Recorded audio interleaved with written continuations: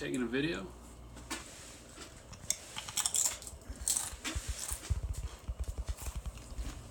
Thought I might say hello. Yeah, so they believe that the spirit world, certain people are born with the ability to see it. So they live in an anime. It's just silly. And New was telling me before that one of her friends that she grew up with Has that gift? was at birth deemed, oh, you can see into the spirit world by the local shaman. Whatever that means. And so they would just be hanging out sometimes, and this one girl would just start freaking out. Given like that's so right. And like pointing, look at the tree, look at the tree. And they'll be like, what do you see? And she'd be like, it's a spirit! And they'd be like, wow, what does it look like? And literally, it's nothing. Nothing is happening. You're doing the, And she still believes a this. Crystalia impression. Wow. Oh, yeah. So that was a gift given to them at birth? Well, it's a con artist making stuff up Oh.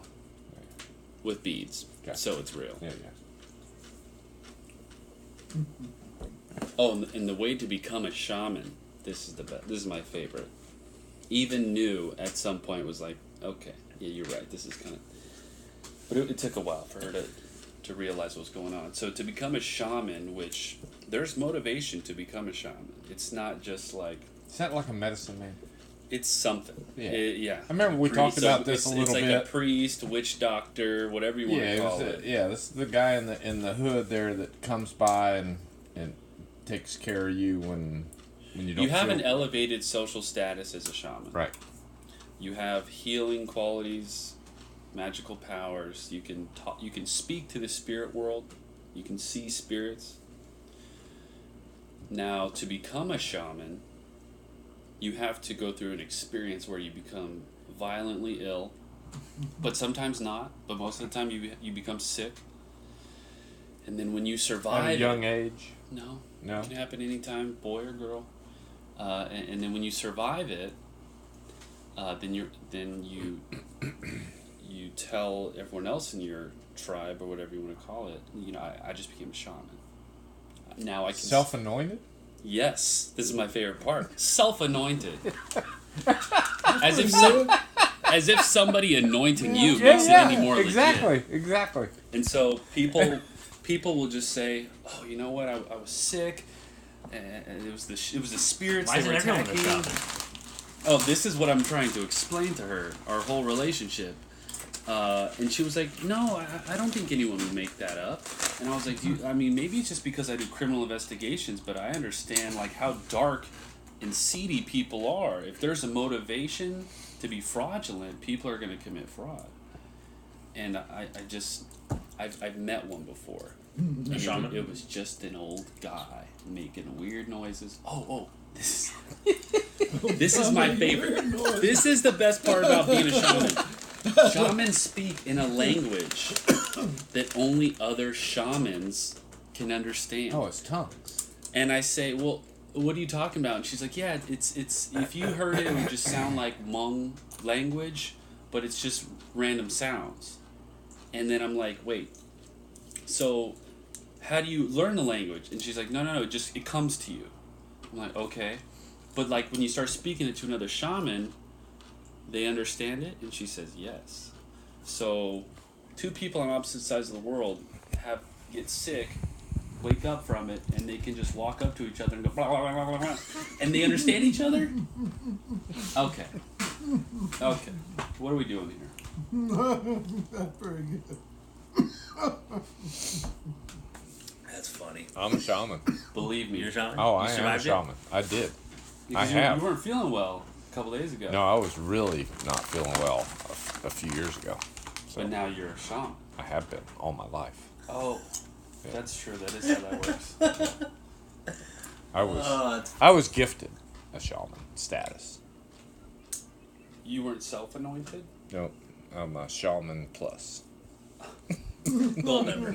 He's a gold member. There's not very many of those. That's right. That's very That's cool. right.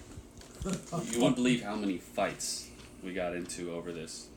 When she would tell me like her 14-year-old cousin was a shaman, and I was like, that little shit at the party? Believe me, he's a kid. He's not anything. He's a liar.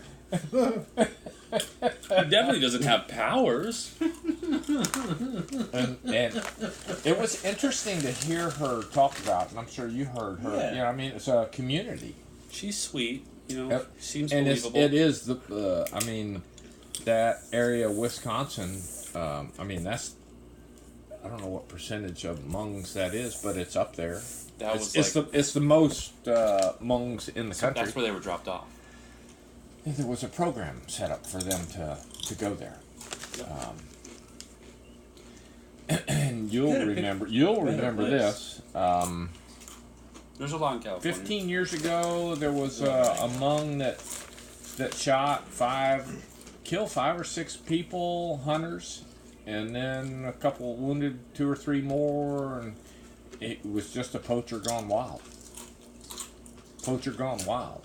There's no poaching there. If it's an animal, they kill it in Hmong culture, right? Right, so they had a hard time when they were first brought over with the concept of property. That the concept of having land property just doesn't register with them. They lived in the wild, and that was it. And if you can't see a property line, you can't expect a Hmong person brand new to the country to be able to respect the property So line. you see a house, gut it, clean it. They see the wild and they go hunt. True. So that with that story, some Hmong guy. This is where it goes beyond just you can only claim ignorance so far. This guy went up into someone's tree stand. I mean, that's not an accident. Yeah. Oh, that's for me. Yeah, the spirits put that tree stand there for you. So he goes up there, and I guess someone called it in. Neighbors saw him, and so the owner of the property and like a handful of other guys that maybe were hunting that day walk up, and I guess maybe they were yelling at him on their way up, like, "Hey, get down!" And They that's, rode up on 4-wheelers. that's understandable. And I guess the Hmong guy felt threatened, at least in court. He said that he felt like he feared for his life. Did he speak English? I think so, yeah. Shooting a SKS or a AR or something along And those so, lines. I mean, this guy's a good shot. He took out 30 rounds. 30 round He clips. killed these guys. No kid. Oh. Walking with a 30 round. Pinned them down I don't around think their it's legal hunting in 4-wheelers. Wisconsin either. Then what happened? And so they get on their radios. A couple of them still alive. They get on their radios and let their buddies know, and so they're coming in to help. And he shoots a couple more of them, and then he slips off and he gets up on the highway and bums a ride. Hitches a ride. I didn't know this part. Yeah, hitches a ride, and gets away for the most part for a day or two or whatever. Then they catch him. But He's in prison. I can imagine. yeah, he's in prison. Now, go to a Hmong party and hear that version of this story. It's a lot different. Yeah. Have you heard that other version? This is interviews that I Right. saw and read. People that lost family Right. members. Hmong people are loyal to a fault. Yeah. I can imagine. Their loyalty, I mean, does not compare to like white American loyalty. Not even close. There's no white American loyalty. There's no, yeah. If I see a white guy, I'm not thinking my brother, you know. Yeah. I probably don't like him. If you think about it, most people I don't like are white. I have no race loyalty, you know. No, that's funny. But yeah, so they're so Sorry, loyal, that was it. and they defend the wrongdoings of any Hmong person to the death.